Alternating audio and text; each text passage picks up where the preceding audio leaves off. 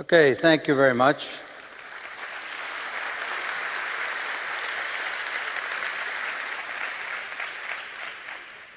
Now, Art and I have known each other. Muchas gracias. Art y yo nos conocemos desde mediados de los años 80 y hemos trabajado juntos a menudo, hemos escrito libros juntos, etc.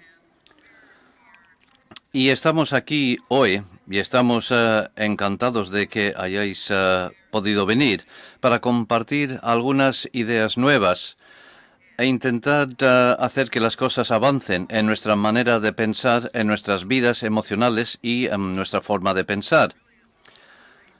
Y todo está basado en la idea de la metacognición.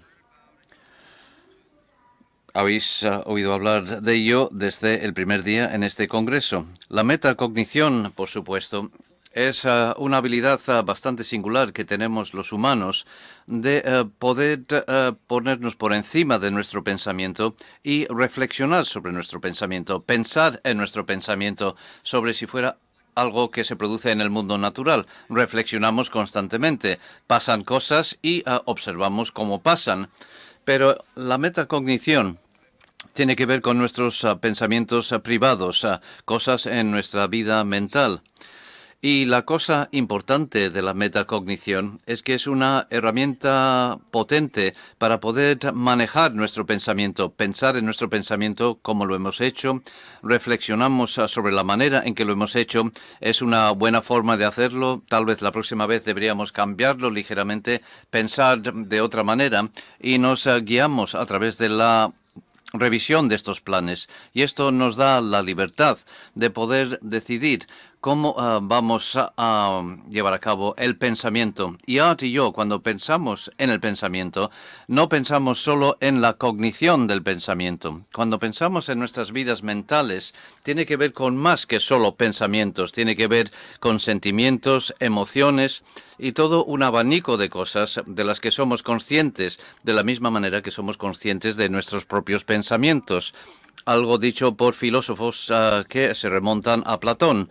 Por lo tanto, pensamos, podemos utilizar el modelo que todos utilizamos para ayudarnos a gestionar nuestro propio pensamiento y aplicarlo a nuestras emociones. Hay una manera de crear una especie de estructura o procedimiento que podamos utilizar que nos dé los mismos resultados con nuestras emociones. Es mucho más difícil de hacer, por supuesto, porque las emociones son más difíciles, pero esta sesión trata de esto. Muchas de estas ideas son ideas que os vamos a proponer para vuestra reflexión y seguimiento y vamos a pediros que penséis en aplicaciones en el aula. Art. Hoy queremos compartir con vosotros algunos aspectos muy importantes relacionados con el tema que acaba de describir Bob. Y en primer lugar, queremos hablar de qué significa el pensamiento metaemocional y cómo nos sirven las emociones, cómo nos protegen, por ejemplo. ¿Y qué sucede con las emociones y sus objetos? No se trata solo de tener emociones, sino que son emociones sobre algo. ¿Y cuál es la relación entre ellos? El pensamiento crítico, ¿cómo nos puede ayudar a manejar nuestras emociones? Esto lo vamos a vincular.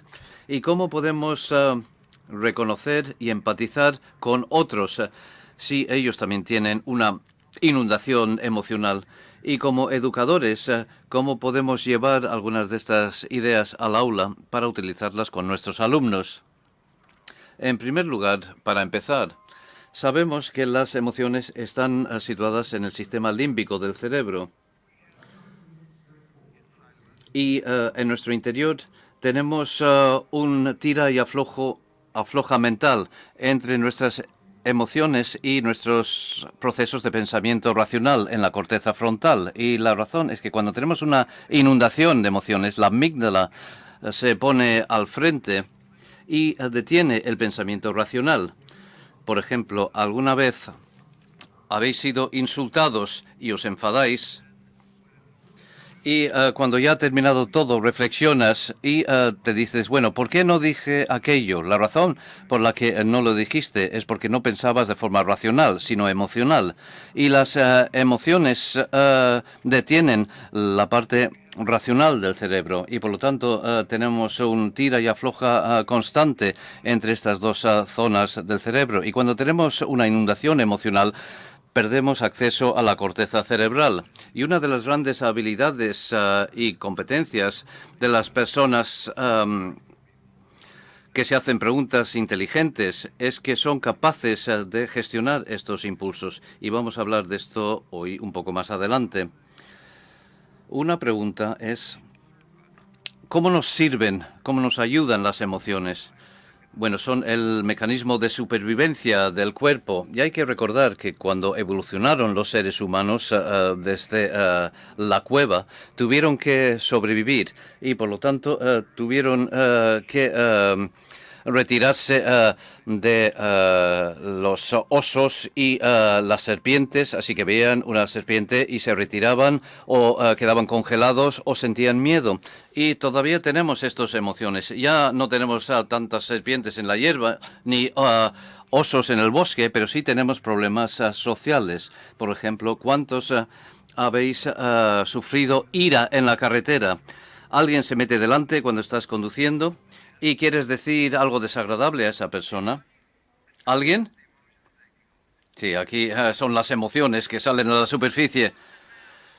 Si conducís en Boston, Massachusetts, sentiríais ira en la carretera constantemente. Y otra cosa que se ha encontrado es que las emociones son universales, no están relacionadas con ninguna raza ni grupo étnico, sino que todos los seres humanos comparten emociones en común. Y las emociones reaccionan en las diferentes partes del organismo. Cuando tienes miedo, por ejemplo, aumenta tu ritmo cardíaco. Y esto es universal. El ritmo cardíaco de todo el mundo aumenta y la razón es que envía sangre a los músculos para que puedas pelear o huir. Así que las emociones que sentimos son universales. Bien. Voy a coger el mando. Hay una tradición que se remonta muy atrás, que pone en contraposición las emociones con el pensamiento. Y muchas veces simplemente no podemos resistir las emociones que sentimos y nos llevan a hacer cosas que tal vez no haríamos si las pensáramos más cuidadosamente. Pero no pasa siempre. Y de hecho puede pasar mucho menos si pensamos en la verdadera conexión entre las emociones y el pensamiento. Esto es una vista tradicional estándar. Las emociones se pelean con el pensamiento y si queremos llevar una vida reflexiva, tenemos que hacer algo. Una de las respuestas es la respuesta de Star Trek, es decir, eliminar las emociones totalmente. Si queremos que nuestro pensamiento y nuestra razón nos guíen, no más emociones. Y tenemos imágenes del señor Spock y Data en estas dos versiones de Star Trek y proyectan esta idea. Pero es un error. Y es un error grave, porque sabemos que las emociones desempeñan un papel en nuestras vidas. Las emociones tienen una función de evolución. El miedo a algo puede estar justificado. Y la sensación de miedo nos puede hacer evitar el contacto con la cosa que nos da miedo. Y el amor y la felicidad nos pueden unir. Así que no queremos eliminar las emociones. Lo que queremos hacer es pensar en qué son en realidad las emociones. Y aquí nos encontramos con algunas sorpresas y queremos hacer frente a cómo las emociones y el pensamiento sí tienen una conexión en nuestras vidas y cómo podemos ayudar a los alumnos a que los conecten para que cuando las cosas se ponen difíciles, la reflexión y la razón pueda tener un impacto sobre nuestras emociones. Así que vamos a intentar aclarar las cosas. Santo Tomás de Aquino, que es lo contrario de la imagen del señor Spock y Data, y nos dice algo que parece ser verdad. Los pensamientos solos están muertos, es decir, no nos mueven, pero los pensamientos combinados con el deseo, que es un estado emocional, nos mueve a actuar. Y a mí me encanta la tarta de chocolate, algunos ya lo sabéis. Y si hay una tarta de chocolate encima de la mesa delante de mí, empiezo a salivar y quiero un trozo de tarta de chocolate. Bueno, vamos a dar un paso atrás y supongamos que no deseara la tarta de chocolate. Bueno, me podríais decir de todo sobre la tarta de chocolate. Si yo no lo quiero, no me va a comer la tarta de chocolate. Así que me podéis decir que es rico en azúcar. Y esta tarta tiene mucho chocolate oscuro, que hace que sea muy deseable para muchas personas, etcétera. Podéis decir todo lo que queráis, pero estas ideas solo no me van a mover para que coma la tarta de chocolate, salvo que yo quiera. Y este es el mensaje de Santo Tomás, y esto se puede ampliar utilizando un vocabulario más sofisticado, etcétera. Nuestras emociones se desarrollan en diferentes grados. Algunas son muy débiles y algunas son muy fuertes. Una de las cosas que encontramos en los niños es que a menudo les falta el vocabulario para hablar de ello, y de hecho a nosotros a veces nos falta vocabulario para expresar no solamente de qué emoción se trata, sino el grado o la intensidad de esa emoción. Y lo que intenta hacer esta tabla es mostrar una serie de emociones, y hay más que se puedan añadir, y luego ver los niveles de intensidad, desde muy débil a muy fuerte. Por ejemplo, puedes decir que algo te irrita. Bueno, la irritación es muy débil, pero el enfado, la ira, sería un nivel muy alto de emoción. Y lo que quiero que hagáis es que, junto con la persona de al lado, elijáis una de estas columnas para ver si podéis añadir otro término que sea débil, que sea moderado y que sea muy intenso. Así que elegir cualquier columna u otra columna, si queréis, y añadir una palabra a cada nivel, junto con vuestro vecino. Lo vamos a hacer durante un minuto aproximadamente.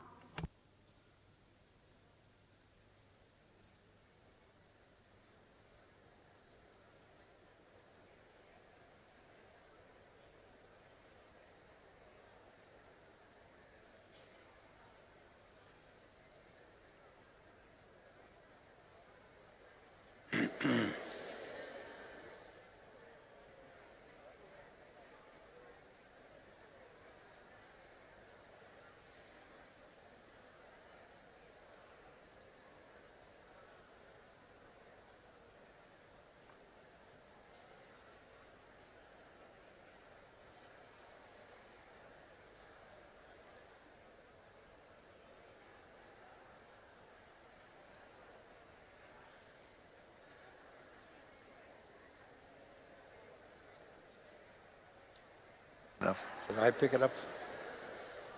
Okay, let's come back together. Let's come back together. So you're beginning to experience thinking about Bueno, ahora estáis empezando a pensar en nuestras emociones de una manera que nos separa de solo pensar en las de arriba, como las manifestaciones habituales de estas emociones. Y os quiero dar un ejemplo, porque nos ayuda a ver que tenemos que desconectar las emociones de lo que sucede en nuestro cuerpo también. Las emociones extremas producen agitación, aumento del ritmo cardíaco, etc.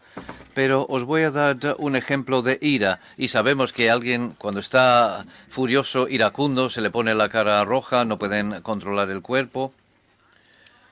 Pero yo estoy bastante enfadado con lo que están haciendo esos que se llaman ISIS en diferentes partes del mundo. ¿Y cuántos de vosotros también estáis bastante enfadados con lo que oís de esta gente? Levantad la mano. Okay. Now, are you furious? Is your face red? ¿Estáis furiosos? ¿Estáis con la cara enrojecida? ¿Estáis todos como muy enfadados? No, no, no. Bueno, de hecho, yo he estado así desde que empecé a oír sobre ese tema, lo de la decapitación de personas inocentes que no hacían nada más que manejar unas creencias diferentes. Eso me parece absolutamente inaceptable. Y hace que me enfade. Me enfadé anoche cuando estaba dormido, pero no sentía ningún tipo de agitación. Entonces, ¿qué es lo que me sugiere esto sobre la emoción y los estados emocionales? Sugiere que tenemos que pensar en ello como si fueran estados mentales, ¿vale? Y forman parte de nuestras vidas conscientes y es posible que tengan impacto sobre nuestros organismos o quizás no. Pero una vez que pensamos de esa manera, tenemos que reconocer que las emociones son un poco más complejas que lo que pensábamos. ¿Qué es lo que veis aquí? ¿Qué emoción veis aquí? ¿Qué emoción se expresa en esta imagen? ¿Qué es? ¿Felicidad? ¿Alegría? Quizás sea éxtasis, no sé, igual. No está mal. Bueno, dicho sea de paso, el levantar los brazos es un signo universal de éxito, de alegría, de satisfacción. Entonces es un signo internacional. Cuando ves atletas como este que han ganado, también suben los brazos, levantan los brazos. Es posible que penséis que es ira o que tenga miedo, quizás esté huyendo de algo, pero eso no es lo que pasa por sus cabezas, puesto que estas emociones también tienen objetos. Esta persona está encantada, está muy alegre. ¿Por qué? ¿Cuál es el objeto de esta emoción? Bueno, está muy contento, puesto que acaba de ganar la carrera, ¿no? Y esta es una razón por la que él siente esa emoción. Es una razón estupenda. Pero bien, el hecho está que algunas personas o muchas personas tienen objetos de sus emociones que son objetos incorrectos y que representan cosas que no son el caso que se da. Por ejemplo, y bueno, quizás esté muy, muy contento y bueno, parece desde luego que llega a la meta, que está cruzando, pero si algo fuera mal o si él, bueno, si descubriesen que se había dopado, bueno, quizás no ganará la carrera. Y si no ganara la carrera, bueno, pues no va a sentir ese alborozo. Con lo cual hay una conexión entre el objeto de nuestra emoción y la emoción en sí. Y el objeto quizás no sea algo que sea cierto, que sea verdad. Y en eso tenemos que pensar realmente, puesto que hay muchos ejemplos, y os voy a dar un ejemplo más, y después ya os daré un ejemplo de mi propia vida cuando era un chaval.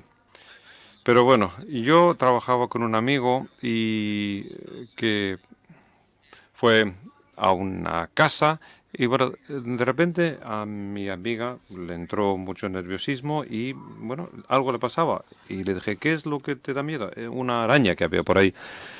Y dijo, sí, la araña me va a picar. Y mucha gente tienen miedo de los animales, pero piensan que les van a hacer algo, que les van a hacer algún tipo de daño. Y bueno, yo le dije, pues tampoco te tienes que preocupar por ello, puesto que, mira, hay una ventana entre tú y la araña. Está al otro lado de la ventana, al otro lado de la hoja del cristal. Y ya se sintió aliviada y se tranquilizó.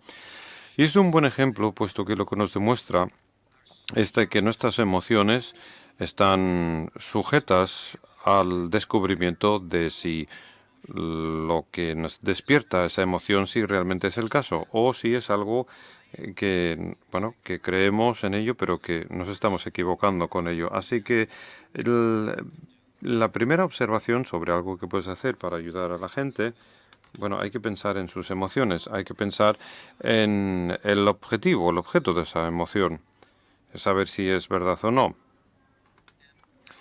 Y esto no significa que la emoción se vaya a desvanecer, pero a menudo sí. Y ya no queda nada de temor. Bien, entonces vamos a echar un vistazo a este ejemplo. Bien, aquí tenemos a una niña que derrama algo sobre la hoja de un niño y, bueno, no parece que esté demasiado contento, ¿no? El pobre chaval. Bueno, yo no estoy seguro de que diríamos que está enfadado.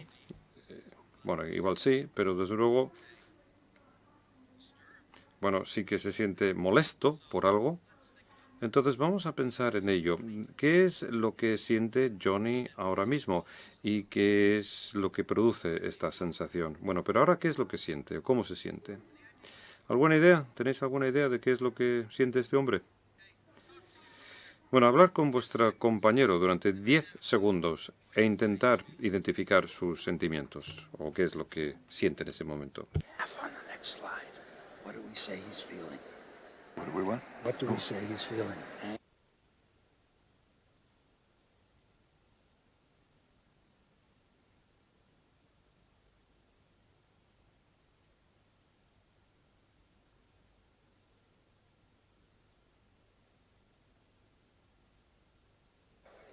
All right, let's say Muy bien.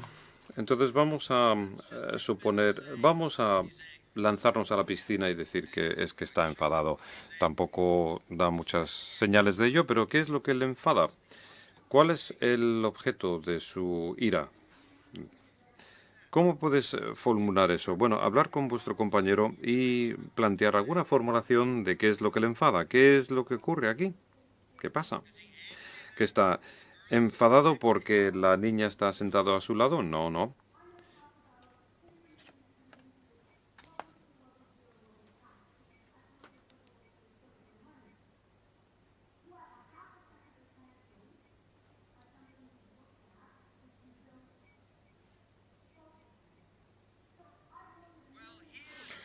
Bueno, pues aquí tenemos una representación de eso.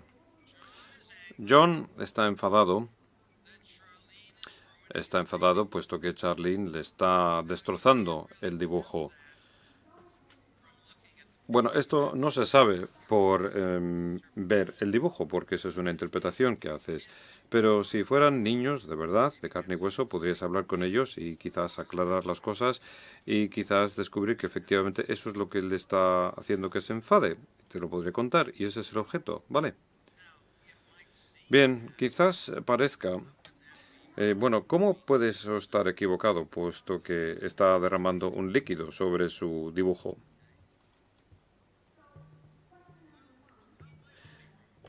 Bien, ¿y por qué puede estar equivocado? Ahora estamos interpretando la imagen, ¿no? ¿Hasta qué punto sería incorrecto decir sí, está destrozando su dibujo? ¿Qué es lo que pasa aquí que signifique que no está destrozando el dibujo o el cuadro que está pintando? Sí, bueno, da la impresión de que está machacándole el dibujo, ¿no? Pero quizás esté disgustado con ella, puesto que intenta hacer que esto sea un poco tridimensional. Entonces está haciendo algo para acabar antes y ella pensaba que el derramar agua sobre ese dibujo quizás dejar algunas ondas en la hoja y quizás él sienta ansiedad de que eso no funcione muy bien como técnica. Igual no está destrozándole el dibujo al chaval. Entonces nosotros interpretamos estas cosas cuando vemos a la gente en determinadas situaciones y algunas veces tenemos que reconocer que nuestras interpretaciones no son las correctas. Pero esto no importa. Lo que sí que importa, sin embargo, cuando pensamos en la conexión entre cuál es el objeto de su emoción y cuál es la emoción en sí, el tema está en cómo podemos ayudar a la gente a llegar a arreglar esto, a aceptar esto más bien. ¿Cómo podemos ayudar a la gente a saber si realmente deberían o no estar enfadadas o saber qué es lo que despierta su enfado? Pero eso no es el objetivo que nos concierne aquí. Bien, cuando pensamos en lo que acabo de decir Bob en cuanto a emociones y en cuanto a objetos, en el caso de este chaval, ¿qué emoción o qué tipo de emociones pensáis que este chaval siente? ¿Y cuál es el objeto de estas emociones? Decídselo por favor a vuestro compañero.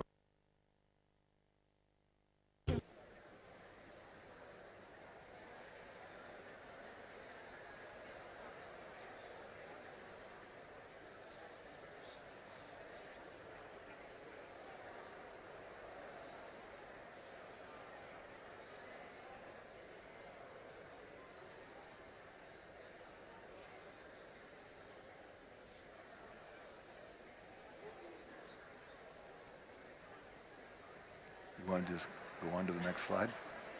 Okay, let's just take a few more seconds. Yeah, the next slide is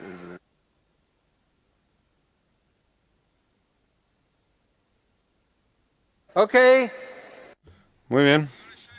Bueno, queremos enseñaros otra más.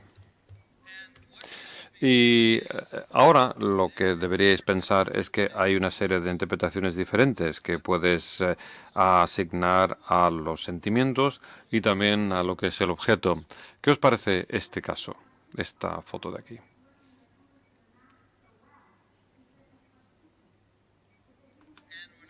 Y no estamos hablando de la emoción del gatito, ¿eh? No estamos hablando de las emociones del animalito. Entonces, aunque no veáis su cara, ¿qué es lo que te dice esta imagen sobre lo que esta persona siente? ¿Y cuál es el objeto?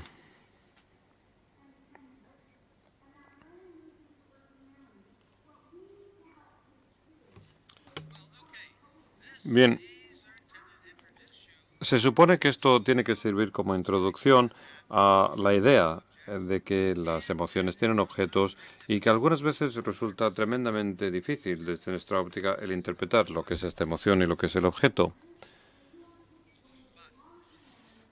Pero la pregunta de verdad tiene que ver con la persona que siente esas emociones y si es correcto o no, si realmente deberían sentir eso o no.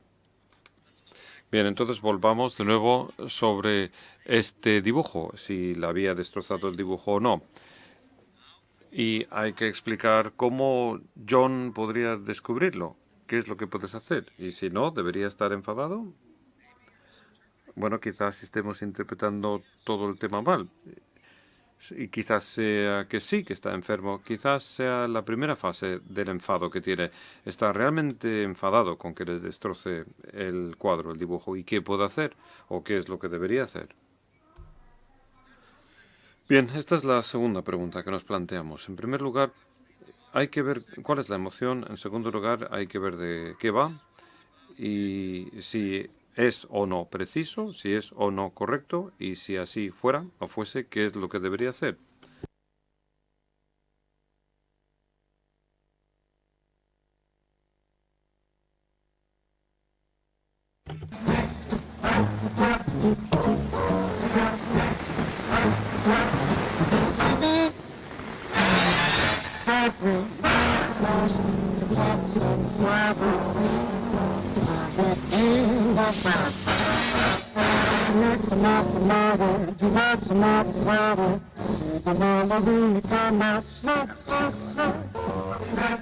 it's your turn. After this.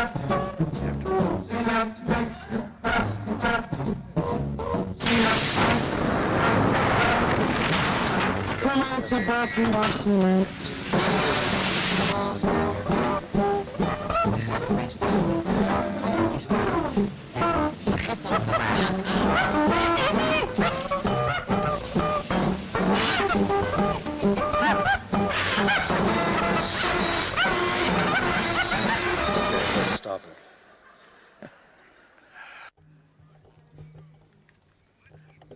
Bueno, ¿qué emociones sentía este caballero? Decídselo a vuestro compañero, por favor.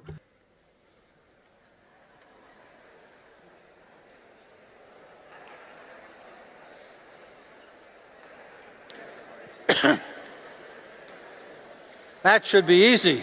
Yo creo que esta es fácil, ¿no? Muy bien. Entonces, Eddie, que es el nombre del camionero, estaba, ¿qué? Celoso, ¿no? Estaba enfadado, ¿no? Se sentía confuso, quizás. Bueno, vamos a suponer que estaba enfadado. Levantar la mano. ¿Cuántos pensaba que estaba celoso? Levantar la mano. ¿Y cuántos pensasteis que era otra sensación? Sí, también existen otras posibilidades, está claro. ¿Y cuál era el objeto de esas emociones? ¿Estaba celoso? ¿Celoso por qué? ¿Estaba enfadado por qué? Bueno, hablarlo e identificar el objeto, por favor. No, pero la pregunta aquí también es cómo Eddie puede descubrir si esto realmente estaba sucediendo. Es decir, veía a su novia o mujer o lo que fuera, o su prometida, y cómo puede describir si debía sentirse celoso o no. ¿Y qué es lo que podría haber hecho para recopilar datos, para verificar la fuente de sus emociones? ¿Y cuáles son las cosas que podría haber hecho Eddie para actuar de una manera más inteligente y para verificar la fuente de esas emociones?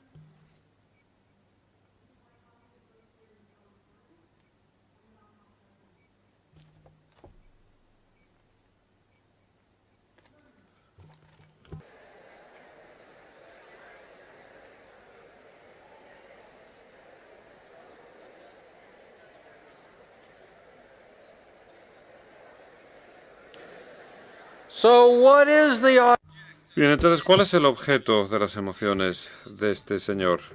¿Los celos o la ira? ¿Qué es lo que hace que reaccione así? ¿Qué es lo que piensa? Que alguien nos lo diga. Su mujer está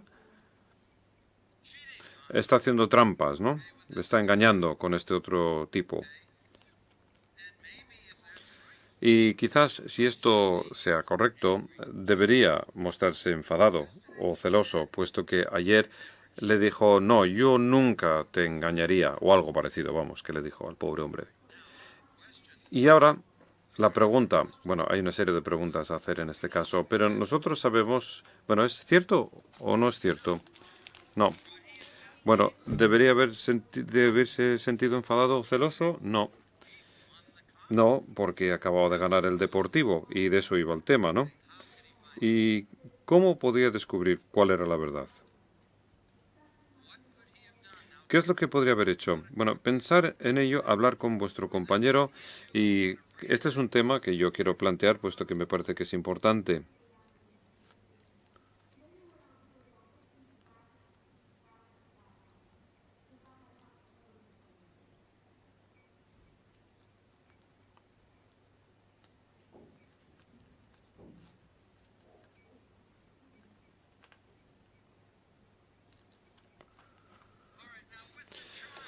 Bien, con el caso del chaval, del niño, bueno, es posible que queráis decir que realmente sí que le destrozó el dibujo. Bueno, quizás debería esperar para ver, antes de que se enfadara o lo que fuera. Pero bueno, se trata de un caso típico en el que resulta difícil. Cuando alguien se encuentra inmersos de una rabieta, bueno, no es una rabieta exactamente, pero cuando se encuentra metido de lleno, es muy difícil en ese momento decir, espera un momento, espera un momento, vamos a verificar nuestras fuentes y vamos a ver si lo hemos hecho bien. Y así que este es un reto, ¿vale? Entonces, ¿qué es lo que podemos hacer para ayudar a la gente de tal manera que cuando están en una situación como la situación de Eddie, haya algún mecanismo de escape para que ellos puedan tranquilizarse lo suficiente para intentar verificar si lo que están pensando es realmente cierto o no? Pregunta. Respuestas, no tenemos ninguna respuesta. Sencillamente queremos plantear algunas preguntas para que os pongáis las pilas y penséis. Hay muchas posibilidades. Por ejemplo, podría entrar a la casa y descubrir quién es este tío que besa a su novia. O bien podría pensar en el pasado y decir, bueno, ¿alguna vez me ha engañado en el pasado o no? ¿Me ha sido infiel o no?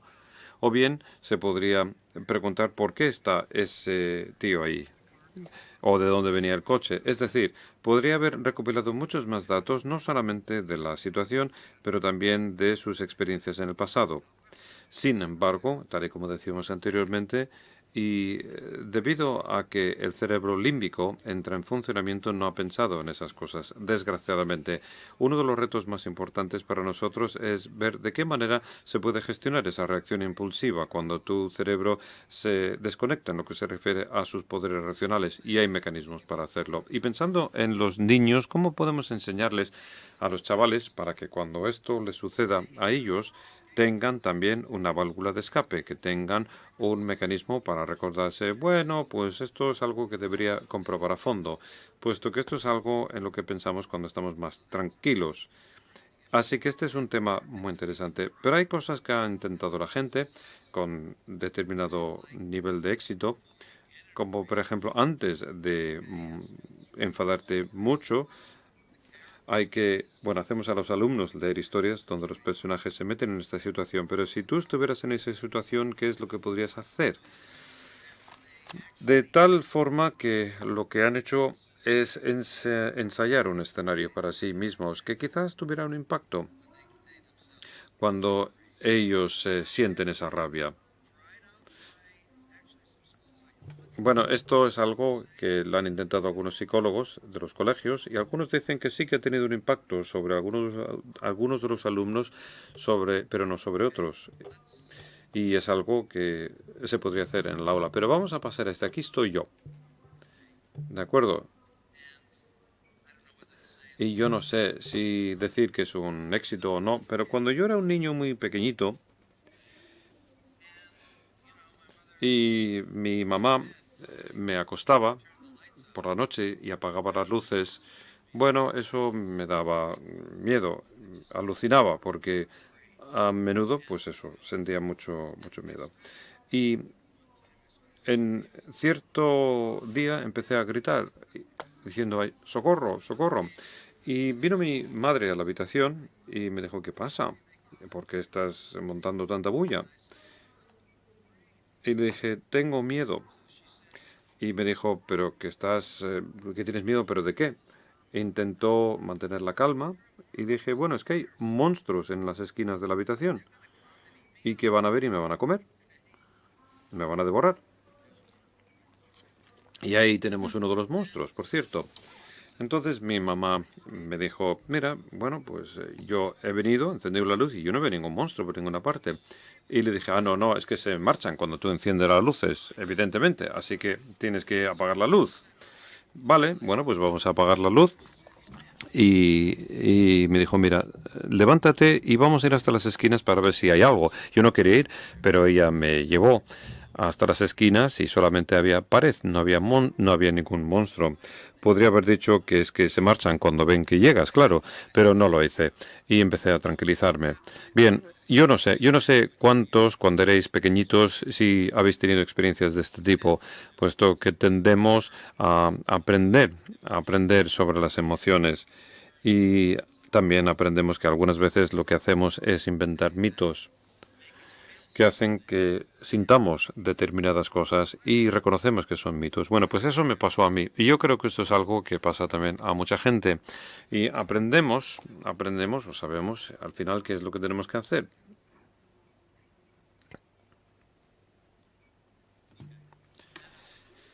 Bien, el pensamiento metaemocional. Aquí tenemos una pequeña estrategia y sabéis que nosotros fomentamos la idea de intentar trabajar con niños, con alumnos, e intentamos hacer que estas estrategias sean explícitas. Y no es que les digamos que se trata de una estrategia para el pensamiento metaemocional, pero en qué tipo de cosas podemos pensar respecto a las emociones. Y aquí estamos con las emociones, pero vamos a desarrollar un vocabulario. Vamos a intentar identificar los diferentes sentimientos que experimentamos.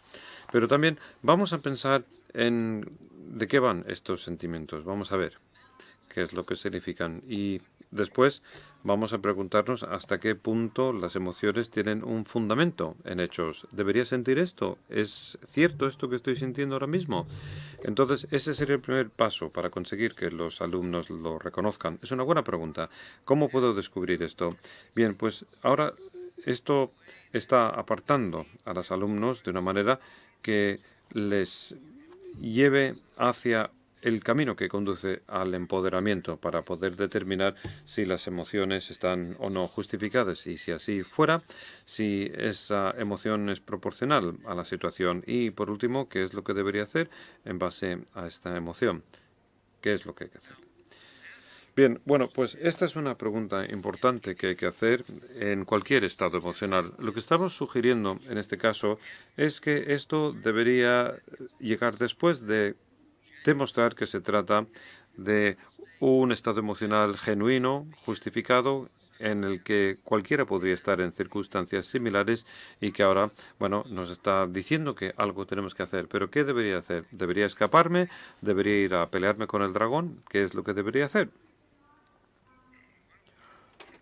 Bueno, pues uno de los grandes retos que tenemos es aprender a gestionar estos impulsos, puesto que han nacido con nosotros. Y la cuestión no es pararlas, sino ver si podemos gestionarles de una manera adecuada. Entonces, la gestión de la impulsividad es uno de mis hábitos más importantes.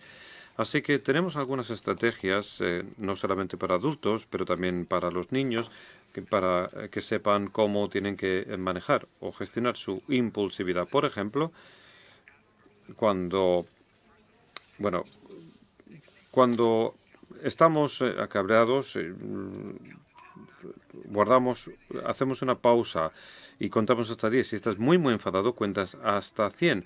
Y pregúntate si hay una razón sólida, si hay una buena razón o no. ¿Y cuál es la situación que me dice que yo debería actuar de esta manera? Bueno, pregúntate si hay algún efecto secundario indeseable de hacer esto. Y si lo hago, ¿cuáles van a ser las consecuencias? ¿Cuáles son las ventajas o desventajas? Entonces, si hay una buena razón para hacerlo, hazlo. Y por otra parte, si no hay ninguna razón buena, entonces me tengo que parar, tengo que decidir no hacerlo. Y si es sí a las dos cosas, hay que pensar en qué es lo que es más ventajoso.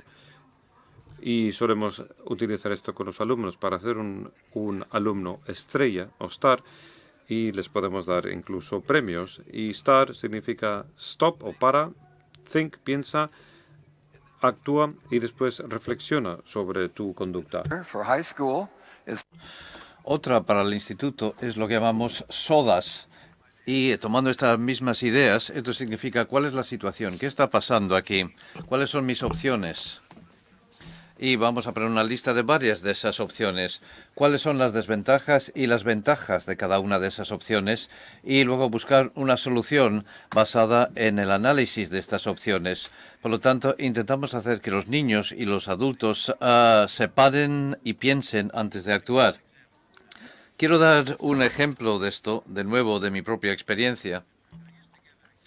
Solía dar un ejemplo de la tarta de chocolate, porque me encanta, de verdad, la tarta de chocolate. Así que hay una tarta de chocolate, me la quiero comer, y digo, piensa, ¿qué tiene esta tarta de chocolate? ¿Azúcar? Bueno, estoy comiendo demasiado azúcar, tal vez no me lo debería comer. Y esto te da tiempo para reflexionar. Pero me encanta el marisco. Y sobre todo el pulpo. Pero soy un gran fan de la langosta. Tanto que por aquí, sobre todo en Galicia, me vuelvo como un poco loco comiendo estas cosas. Lo hice una vez y al día siguiente no lo entendía muy bien, pero tenía un terrible dolor en el pie. Fue espantoso. Y fui al médico. Y el médico me dice, tiene gota y ya no puede comer esas cosas. Bueno, me encantan. Pero no siento ningún deseo por el marisco, porque ese dolor es el peor dolor que he sentido en mi vida y no quiero volver a tener la experiencia. Entonces, cuando lo pienso, no voy a tomar mi pulpo favorito. Goldman, en su inteligencia emocional, dice que una persona con inteligencia emocional no solamente es consciente de sus propios sentimientos y emociones y aprende a controlarlas, sino que también son muy sensibles y reconocen en otros sus emociones y aprenden a empatizar con ellas. Así que no solamente aprendemos a empatizar con otros, sino queremos que nuestros alumnos también empaticen con otros. Y podemos estar muy atentos, y los niños también pueden estar muy atentos, no solo a las emociones, sino también a las fuentes que las producen y cómo las reconocemos. Y lo que buscamos básicamente en otras personas son cosas como expresiones faciales, cómo a través de la expresión facial puedes interpretar lo que sienten estas personas, el lenguaje corporal, ¿Alguien ha tenido la tentación de tirar el ordenador por la ventana? Escuchamos el lenguaje verbal, la entonación, la rapidez del habla, el volumen, las palabras que se utilizan. Por ejemplo, en este siguiente pequeño vídeo, a ver si podéis saber cómo se siente la persona que está hablando y qué hace que interpretéis esa emoción.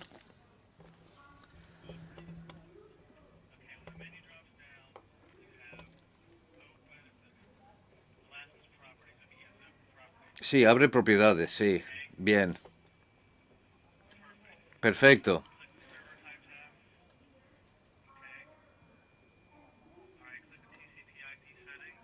Ahora pincha en TCP. Tienes que poner 2. Lo sé. Sí, lo sé. Sé lo que te han dicho antes, pero por favor escucha lo que te estoy diciendo ahora. 206. No. 206. No, 206. 97642. Have you ever started yelling at a person? ¿Habéis empezado a gritar a alguien pensando que con eso se iba a arreglar el problema? ¿Te han gritado alguna vez? ¿Alguien que estaba disgustado? ¿Esto te ayuda a entender la situación? Yo creo que no. Nos gustaría hacer un pequeño juego de rol. Si algunos estuvisteis en el banquete en el Guggenheim la otra noche, habréis visto esto. Bob y yo vamos a hacer un pequeño juego de rol y queremos que os imaginéis que estamos en la esquina esperando a que llegue el autobús. Los dos somos profesores y yo me voy a casa en el autobús y estamos juntos. Art, ¿qué tal? Hace tiempo que no te veo. Muy bien. ¿Qué tal tus clases? Va, clase bien. Das ciencias, ¿no? Sí, eso es. Bueno, de hecho, tienes un chaval en tu clase que tengo yo también, Pablo Suárez. Ah, sí, ya le conozco. Bueno, quiero decirte que no hace sus deberes. No ha entregado ningún trabajo. Sí, ya sé, estoy muy preocupado con él. Sin embargo, el otro día di una tarea a mi clase para que investigaran las civilizaciones antiguas y podían elegir la que quisieran. Egipto, fenicios, Roma, Grecia. De verdad, esa es una buena tarea. Sí, sí. ¿Y sabes lo que hizo? Entregó su tarea y cuando la leí, la había copiado literalmente de Wikipedia, ¿de verdad? Había buscado la antigua egipcio y ahí estaba en Wikipedia y allí lo puso sin editar directamente. Bueno, tengo que coger este autobús, ya volveremos a hablar. Bien, volvemos a hablar. Me alegro de verte, Art. Dios mío, qué mal me siento por Art. Quiero decir, este alumno ha plagiado, ha copiado Wikipedia. Tiene que estar bastante molesto con esto. Le voy a llamar esta noche y voy a hablar con él a ver si le puedo tranquilizar un poco.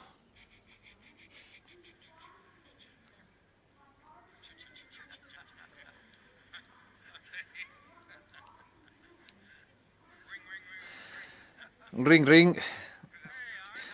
Bob, ¿qué tal? Muy bien. Me he sentido mal todo el día por esa conversación que hemos tenido, porque sé que conozco a este alumno y he estado intentando ayudarle, pero me dices que ha hecho plagio. Te tienes que sentir horrible. No lo has entendido. Estoy encantado que entregara algo. No había hecho nada todo el semestre. Estaba tan contento que por lo menos buscó algo y lo entregó. Yo te interpreté totalmente mal, así que estás contento. Sí, estoy encantado. Ya sé que tenemos que trabajar con el otro problema, pero por lo menos ha entregado algo. Bueno, ahí está.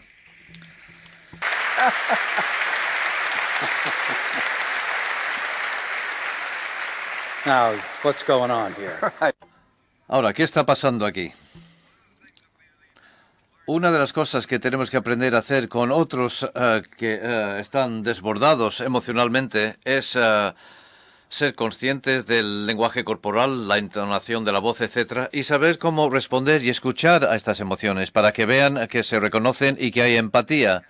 Y os quiero enseñar una pequeña animación que lo ilustra. Es para los niños de preescolar y primaria, o sea, infantiles.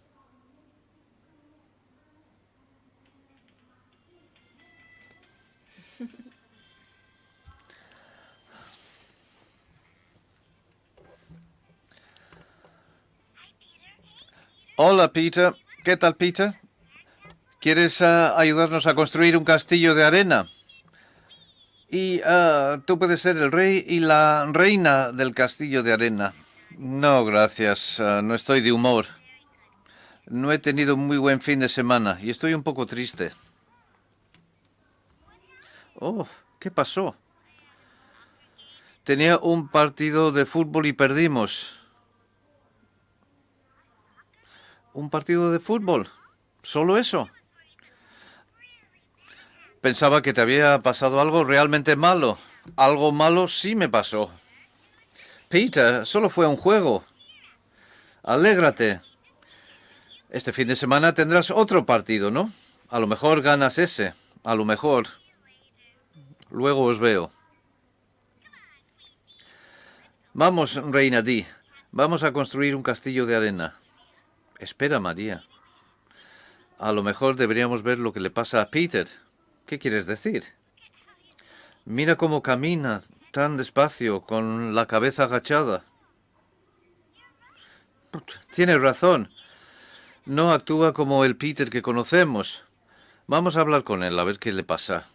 Deberíamos escucharle con comprensión y empatía. ¿Qué es empatía? Empatía es cuando entiendes y compartes los sentimientos de otros. Cuando tienes empatía por alguien, sabes cómo se sienten, por su aspecto y por su forma de hablar.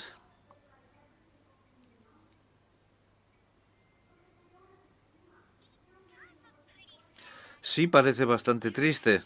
Tienes razón, Dee. Vamos. Peter?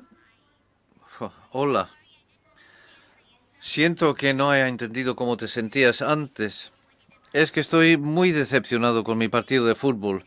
Estaba mi abuelo viéndome y quería que me viera ganar. No era cualquier partido. Era un partido especial.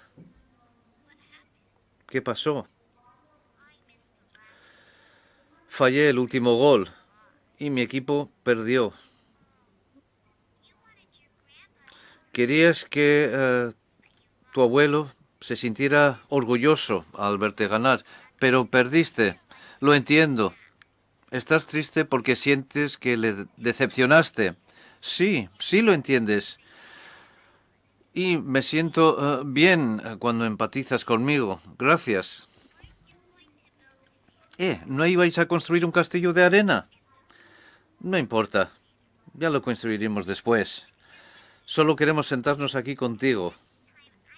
Y la próxima vez que vea a un amigo tan triste, voy a intentar entender y empatizar con la razón por la que se sienten así. Sois buenas amigas.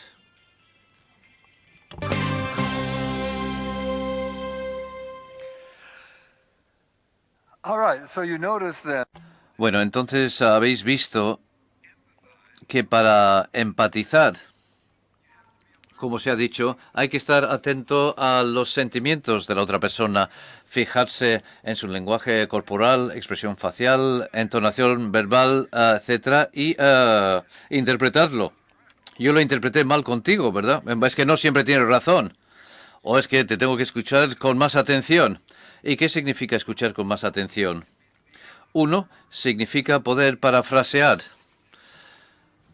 En lo que saquéis de este congreso, si aprendéis a parafrasear, esto es lo que más fuerza tiene, porque los otros saben que les estáis escuchando, que les respetáis, que les entendéis, o que por lo menos lo intentáis, y que os importan. Y encontramos que hay una alineación, hay una relación que se establece cuando una persona parafrasea a otra. Y esto lo vamos a hacer dentro de un momento. queremos ver algunos de los principios del parafraseo con otros. Así que escuchar con la intención de entender verdaderamente. Y esto significa que tienes que dejar al margen algunos de tus propios pensamientos, y eso es lo más difícil. Y captar la esencia, no solamente en las palabras. En la esencia está la interpretación. Reflejar sobre la esencia de la voz, el tono y los gestos para detectar las pistas que hay detrás del significado de esa frase. Y que al parafrasear que sea más corto que el original. Es decir, tienes que sintetizar, resumir en pocas palabras lo que ha dicho la otra palabra. Y siempre parafrasear antes de hacer una pregunta, porque si no parafraseas, solo haces preguntas y la gente piensa que están siendo interrogadas. Vuelve la Inquisición. Y utilizar el pronombre tú en lugar de yo. Tal vez algunos en el pasado hayáis aprendido que hay que hacer lo que te oigo decir es. Elimina eso. Y la razón es que porque el foco, cuando dices yo, el foco está sobre ti y no se trata de ti. Quieres mantener el foco en el otro, en el compañero. Así que podrías decir, así que te preocupa, te gustaría ver, te sientes mal por, ¿entiendes? Estás aprendiendo algo de esto. Y esto es lo que quiero que hagáis. Buscar a otra persona en esta sala que esté muy cerca y quiero que contestéis a una de estas preguntas o que uno de vosotros responde a una de estas preguntas y el otro parafrasea. Al reflexionar sobre lo que he aprendido de esta conferencia es lo que más me emociona o me preocupa o por la que más entusiasmo siento o lo que sea. Terminas esa frase y el que escucha que haga una pausa, parafrasear y escuchar la emoción con un compañero. Por favor, tenéis un minuto para hacerlo.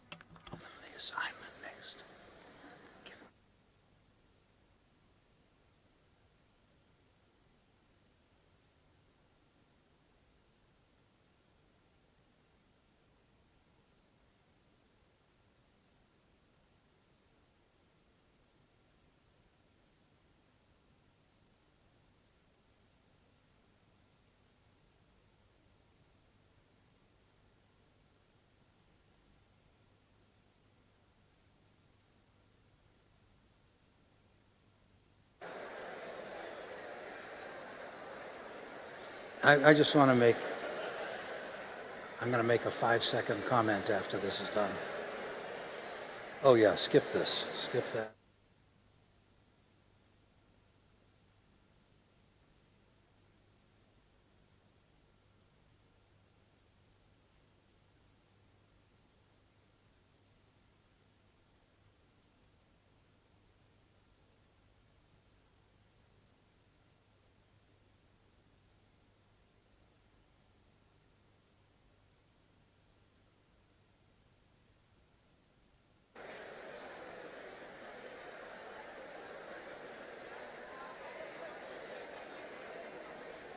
Okay, I'm going to interrupt them and say something.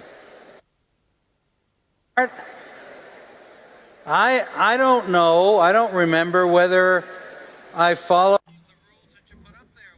No sé, no recuerdo si he seguido las reglas cuando he hablado de tus sentimientos. He parafraseado, creo que sí, un poco. No recuerdo si utilicé tú o yo, pero debo decir que realmente empatizaba contigo. Muy bien. Queremos terminar pidiéndoos que dejéis esta sesión pensando en las cosas y queremos que sean cosas muy concretas. La mayoría sois educadores, formadores, tal vez algunos no, padres con hijos, pero queremos que penséis en lo que podéis hacer para ayudar a los alumnos a los que enseñáis o en vuestras escuelas a aprender a pensar con más atención en sus emociones, utilizando la estrategia que os hemos enseñado. Una buena serie de preguntas que podríais hacer para ayudar a vuestros alumnos a hacerlo. Aquí tenéis unos deberes. Pero queremos recordaros que hemos estado hablando a través de ejemplos concretos, así que vamos a poner la Mona Lisa de nuevo. Algunas veces lo que siente una persona es un tanto inescrutable y puedes parafrasear, puedes hablar, pero al final no estás seguro y tenemos que estar preparados para esto. Y también queremos ampliar la idea de escuchar, porque algunas veces no puedes escuchar, pero puedes averiguar, puedes leer cosas sobre las personas, cosas que han dicho, y de otra manera no tienes acceso a ellas. Así que tienes que pensar en algo análogo a lo que ha dicho Art, parafrasear. La gente lee cosas, son personajes. ¿Y cómo puedes saber cómo se sienten estos personajes por los detalles en sus relatos? Así que hay muchas maneras diferentes, pero sentimos que ahora tenéis un marco desde el que podéis trabajar y hay multitud de diferentes actividades que podéis probar para ver si podéis ayudar a vuestros alumnos a pensar en las emociones. ¿Cuántos sois padres? Tengo un regalo para vosotros. Y es mirar a vuestro adolescente para ver cómo se siente hoy. Muchas gracias por venir.